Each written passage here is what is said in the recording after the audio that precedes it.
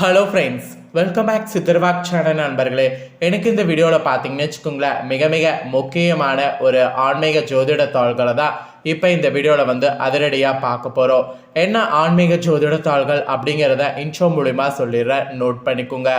அதாவது செப்டம்பர் மாதம் 7ஆம் தேதி மிகவும் முக்கியமான நாளுங்க. அன்றைய நாள் தமிழ் மாதம் பார்த்தீங்கன்னு வச்சுக்கோங்களேன், குரோதி ஆண்டுடைய 5வது மாதமான ஆவணி மாதத்துடைய 22ஆம் நாள். அதே போல் அன்று கிழமை பார்த்தீங்கன்னு வச்சுக்கோங்களேன், சனிக்கிழமை. அன்று என்ன சனிக்கிழமை சிறப்பு அப்படின்னு கேட்குறீங்களா? அன்று சனிக்கிழமை விநாயகர் சதுர்த்தியானது வருது. ஆவணி மாதத்துடைய வளர்பிறையுடைய சதுர்த்தியானது வருது. ஸோ இந்த வளர்பிறை சதுர்த்தி விநாயகர் அவதரித்த தினமாக கருதப்படுது. இந்த விநாயகர் சதுர்த்தி உலகமெங்கும் இருக்கக்கூடிய தமிழர்களால் ரொம்ப விமர்சையாக கொண்டாடப்படும். வினை தீர்க்கக்கூடிய விநாயகர் சதுர்த்தி அன்னைக்கு கண்டிப்பாக பார்த்தீங்கன்னு வச்சுக்கோங்களேன், பல தலையெழுத்து மாறும். அப்படி மாறக்கூடிய தலையெழுத்தை அவங்க தெரிஞ்சு பயனடையணுங்கிறதுக்காக ஒவ்வொரு ராசிக்காரங்களுக்கும் விநாயகர் சதுர்த்தியிலிருந்து என்ன மாதிரியான கிரக மாற்றங்கள் ஏற்படும், அதனால் கிடைக்கக்கூடிய பலன்களை எக்ஸ்பிளைன் பண்ணிட்டு இருக்கேன். அதில் இன்றைக்கி இந்த வீடியோவில் துலா ராசிக்காரங்களுக்கு ஷேர் பண்ண போகிறேன். ஆல்ரெடி மேஷம், ரிஷபம், மிதுனம், கடகம், சிம்மம், கன்னி ராசிக்காரங்களுக்கு ஷேர் பண்ணிட்டேன். இந்த வீடியோவில் கன்னிக்கு அடுத்து இருக்கக்கூடிய துலா ராசிக்காரங்களுக்கு ஷேர் பண்ண போகிறேன். துலா ராசிக்காரங்க எந்த நட்சத்திரத்தில் பிறந்திருந்தாலும் வீடியோ ஸ்கிப் பண்ணாமல் பாருங்கள். உங்கள் ராசிக்கு இந்த விநாயகர் சதுர்த்தியில் என்ன மாதிரி கிரகநிலை, கிரகமாற்றலாம் ஏற்படும் அப்படிங்கிறதெல்லாம் தெரிஞ்சுக்குங்க. அதுக்கெல்லாம் முன்னாடி உங்களுக்கு வினைத்திருக்கக்கூடிய விநாயகர் சதுர்த்தி வழிபாடு சொல்ல போகிறேன். இந்த வழிபாட்டு முறையை சரியான முறையில் செய்தாவே விநாயகருடைய அருள் கிடைக்கும். ஸோ விநாயகர் சதுர்த்தியில் வழிபடக்கூடிய சரியான முறையை இப்போ நான் உங்களுக்கு ஷேர் பண்ணுறேன். தெரியாதவங்க முதல்ல இதை தெரிஞ்சுக்குங்க. இந்து மத மக்கள் பிள்ளையாரை முதன்மை தெய்வமாக கொண்டாடுறாங்க. அதே போல் எந்த ஒரு காரியம் செய்கிற போதும் முதல்ல பிள்ளையார் சுழி போடுவது உண்டு.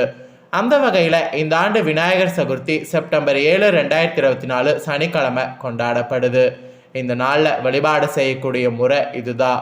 சதுர்த்தி அன்று மாலை 6:30 மணிக்கு மேல் மண் அல்லது சந்தனத்தால் செய்யப்பட்ட விநாயகரை வைத்து வழிபாடு செய்ய வேண்டும்.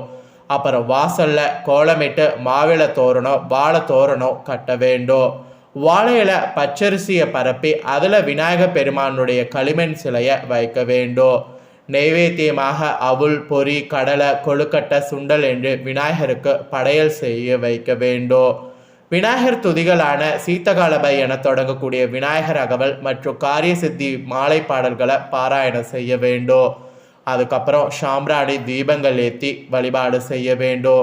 பூஜித்த விநாயகரை நீரில் கரைக்கி வரையும் வீட்டில் உள்ள அனைத்து நாட்களுமே தொடர்ந்து பூஜை செய்ய வேண்டும்.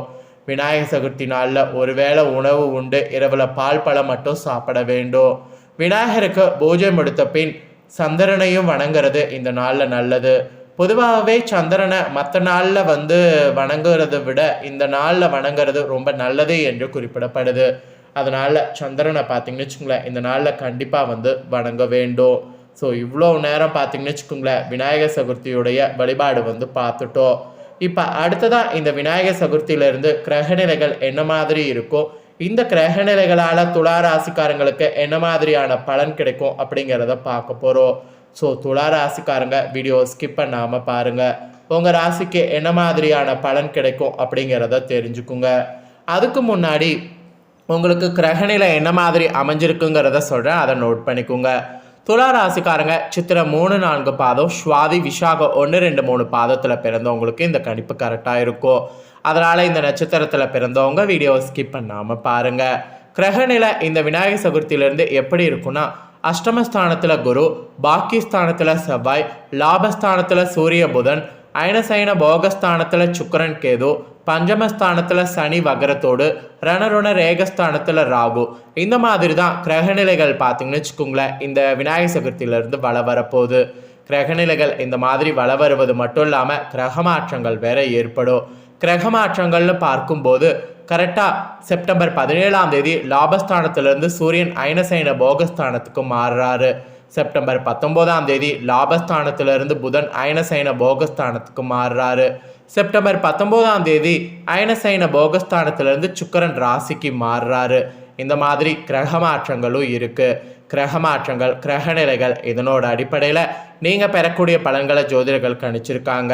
அதை தான் இப்போ இந்த வீடியோவில் பார்க்க போகிறோம். என்ன பலன்கள்ங்கிறத தெரிஞ்சுக்குங்க.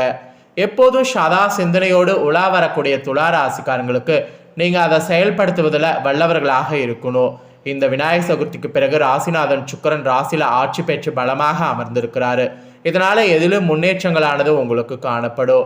விரும்பிய பொருட்களை உங்களால் வாங்கி மகிழ முடியும். முக்கிய நபர்களுடைய அறிமுகமும் உதவியும் உங்களுக்கு கிடைக்கும். நண்பர்கள் மூலம் உதவி கிடைக்கும். மரியாதையும் கூடும். திட்டமிட்ட காரியங்கள் கூட நன்றாக நடந்து முடியும். அதனால் எல்லா காரியங்களும் திட்டமிட்டு பண்ணுங்க. அப்புறம் தொழில் வியாபாரத்தில் கூட எதிர்பார்த்தபடி சிறப்பாக எல்லாம் நடக்கும். பணவரவும் அதிகரிக்கும். பழைய கடன்களை திருப்பி செலுத்த கூடிய நிலை உங்களுக்கு உருவாகும். நீண்ட நாட்களாக இருந்து வந்த ராஜாங்க ரீதியான சிரமங்கள்ல இருந்து விடுபடுவீங்க. ஸோ தொழில் ரீதியாக இந்த மாதிரி தான் உங்களுக்கு இருக்கும். உத்தியோகத்தில் கூட உங்கள் நிலை மேம்படும். அரசாங்கத்தில் அனுகூலம் ஏற்படும். மொத்தத்தில் அனுகூலமான ஒரு நாட்களாக இனி வரக்கூடிய நாட்கள் உங்களுக்கு அமையும். குடும்ப ரீதியாக பார்க்கும்போது குடும்பத்தில் இருந்த குழப்பங்கள் நீங்கும்.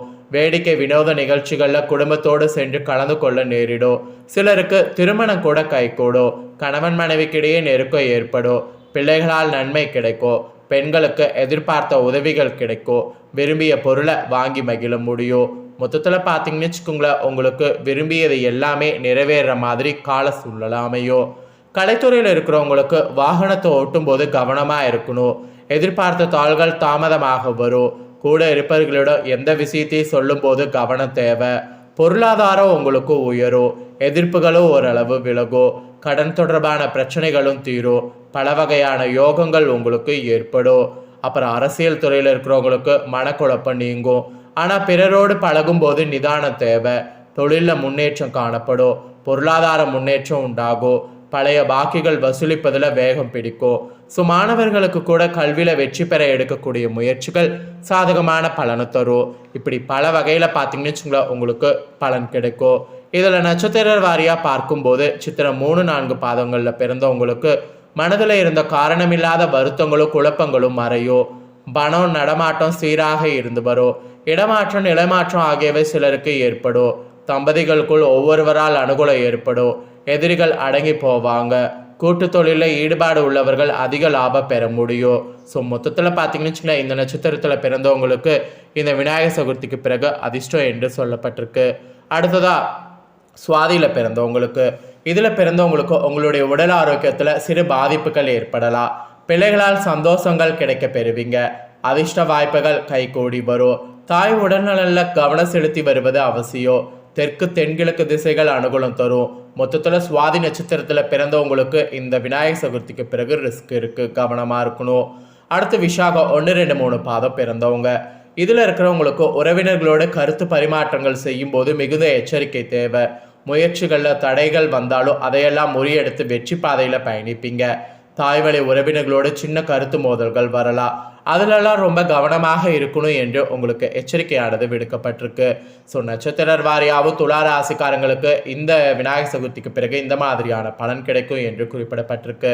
மேலும் நீங்கள் இந்த விநாயகர் சதுர்த்திக்கு பின்னாடி பண்ண வேண்டிய பரிகாரம் என்னன்னா, இது ஒன்று தான். வெள்ளிக்கிழமை தோறும் அருகில் இருக்கக்கூடிய சிவன் கோவில் உள்ள நவக்கிரக சன்னதியை 9 முறை வலம் வரணும்.